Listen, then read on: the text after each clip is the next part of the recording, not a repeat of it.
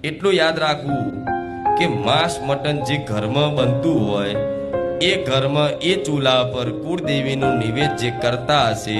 એનું નિવેદ ક્યારેય પહોંચવાનું નથી ને જે ઘરમાં જે ચૂલા પર માતાજીના નિવેદ બનાવવા માટે જે ચૂલો ઉપયોગ થતો હોય જે વાસણ ઉપયોગ થતો હોય એ જ વાસણમાં તમે જો તમારી કુળદેવીના ચોખા મૂકી અને નિવેદ બનાવશો તો એ નિવેદ આમ કરી ધુમાડા કરી આલ્યું માતાજીને ધરાયું તો ચામુંડ માતા હશે કે મહાકાળી હશે કે અંબે હશે કે હરસિદ્ધિ હશે કે ખોડિયાર હશે કે આશાપુરા હશે એ ઘેર રહેવાની કેમ કે માં જગત જનની છે આ વાત ફરી યાદ કરાવું છું જગત જનની છે આદ્ય શક્તિ છે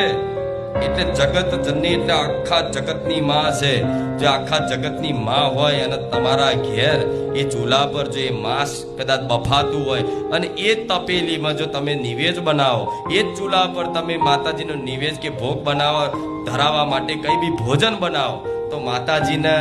એ નિવેદ આડું થશે એટલે ઘણા લોકો કહેતા હોય છે ને આવું કે તમારી માતા નિવેદ પહોંચતું